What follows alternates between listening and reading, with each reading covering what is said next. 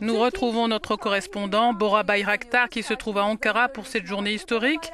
Recep Tayyip Erdoğan, qui est le premier président de l'histoire de la Turquie, élu au suffrage universel direct, a donc officiellement pris ses fonctions après avoir prêté serment au Parlement. Quelles sont vos impressions ?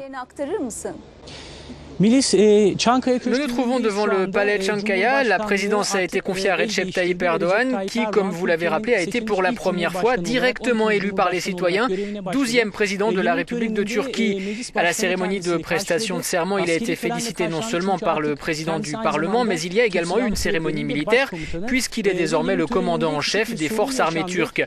Il y a eu un léger problème pendant la cérémonie. Les membres des partis d'opposition étaient initialement présents, mais ils ont quitté la cérémonie à cause d'un différend procédural. La cérémonie s'est néanmoins poursuivie et Erdoğan est officiellement devenu président. Le président Erdoğan va confier au chef du parti AKP, Ahmet Davutoğlu, la tâche de former le nouveau gouvernement.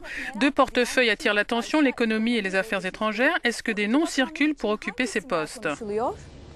Melis, tout d'abord, en ce qui concerne le ministère de l'économie, il y a un consensus pour dire qu'il n'y aura pas de changement et qu'Ali Babacan restera ministre de l'économie. On s'attend également à ce que le ministre des Finances, Mehmet Şimşek, conserve son poste. Mais bien sûr, le dernier mot reviendra à Ahmet Davutoğlu, qui est passé de chef de la diplomatie à Premier ministre.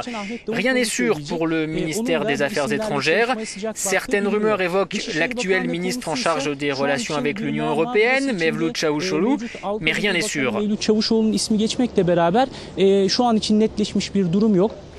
Enfin, quel avenir attend le désormais ex-président Abdullah Gül ?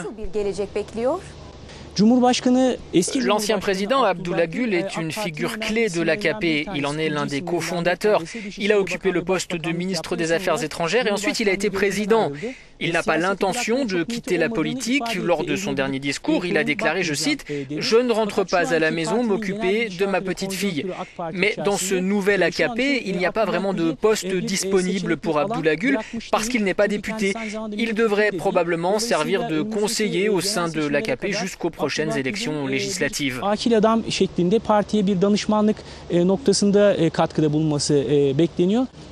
Bora Bayraktar, teşekkürler.